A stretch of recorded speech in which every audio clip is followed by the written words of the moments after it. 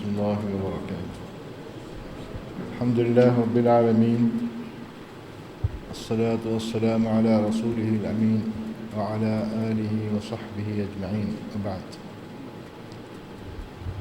معزز مشائخین و مہمانان اور میرے ساتھیوں، تھوڑا زور سے بولنا پڑتا.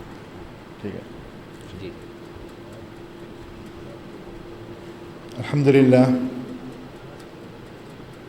2 سال کے بعد ہم اس نتیجے پہ پہنچے ہیں کہ ہم نے 2 اجزاء کا اجرا کیا ہے. ان 2 اجزاء کے اجرا میں 2 سال کا جو وقفہ لگا ہے، الحمدللہ اس میں ہمارے محمد کاظم صاحب کی تڑپ اور لگن اور محمد یوسف خان عمری کی محنت، رات دن لگے رہے ہم لوگ اس پر، رات دن. کبھی رات 3 بجے سوتے، کبھی فجر کی نماز پڑھ کے آگے سوتے، اور کبھی دن میں بھی کام ہوتا، رات میں بھی کام ہوتا، بغیر وقفے کے کام ہوتا رہا. الحمدللہ ثم الحمدللہ ہم اس نتیجے پہ پہنچے ہیں. اور شیخ ابن عثیمین کی تفسیر کا جہاں تک تعلق ہے، ہمارے پاس پہلے ایک کتاب تھی، ہم سمجھ رہے تھے کہ وہی مکمل تفسیر ہے. وہ تقریباً 1500 صفحات پر مشتمل تھی، اور ہر صفحے میں 3 یا 4 کالم تھے. کالم سمجھ رہے ہیں؟ ہم اسی کو مکمل تفسیر سمجھ کر ہم نے کام شروع کیا تھا.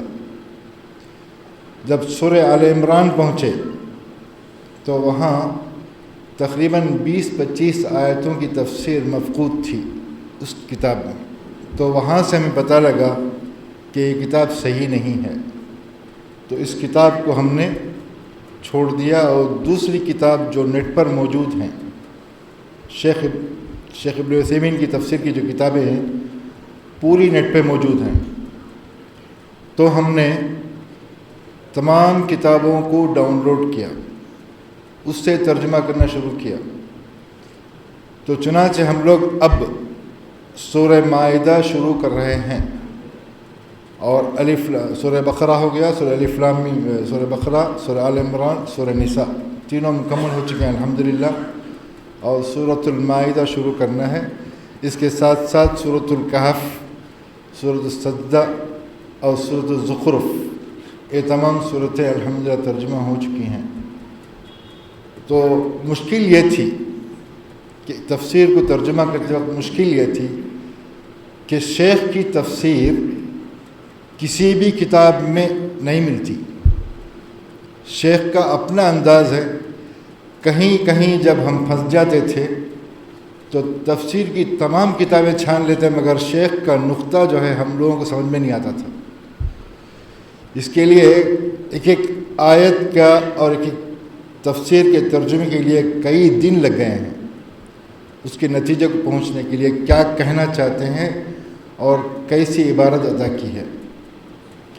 اس کی مثالیں اس میں لکھا ہے، 1-2 مثالیں دوں گا میں. وَاتَّخِذُوا مِن مَّقَامِ إِبْرَاهِيمَ مُصَلًّى، اس کی تفسیر میں شیخ نے جو بات کہی وہ کسی کی سمجھ میں نہیں آئی.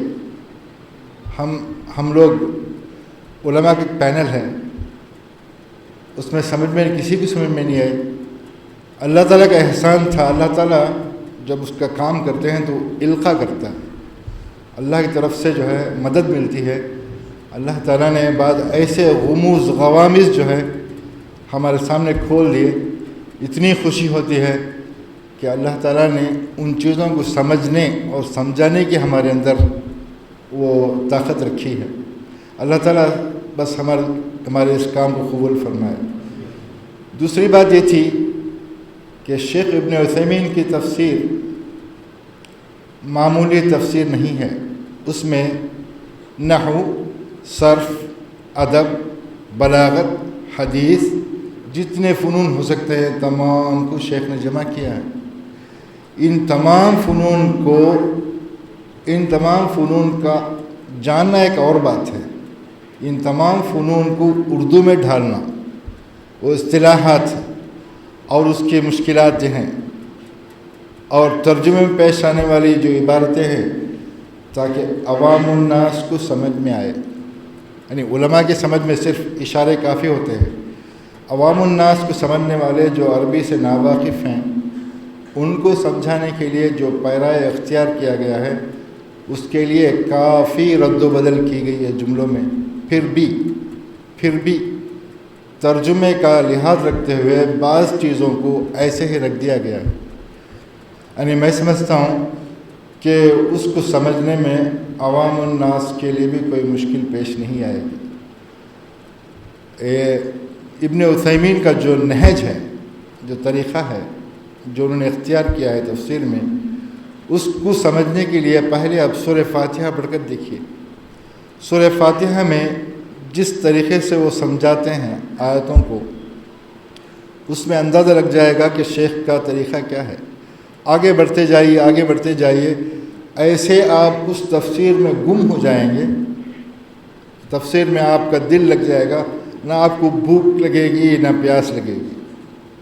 جہاں تک میرا خیال ہے، نہ مجھے بھوک لگی نہ پیاس لگی، دن بھر کام کرو پھر رات بھر بھی کام کرو، کبھی نیند بھی نہیں آئی، کبھی مشکل سے 3 گھنٹے 2 گھنٹے ہم لوگ سوتے تھے۔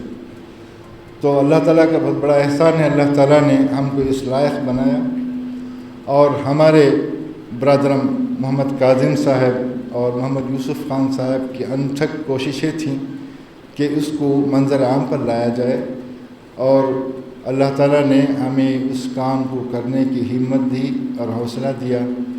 تو اللہ تعالیٰ سے دعا ہے کہ اللہ تعالیٰ ہمیں مزید کام کرنے، امت کو فائدہ پہنچانے کی توفیق عطا فرمائے۔ آپ لوگوں سے دعا کی درخواست ہے کہ اس ترجمے کو ہمارے لیے ذخیرہ آخرت بنائے اور اس کو ہمارے خبروں کا نور بنائے۔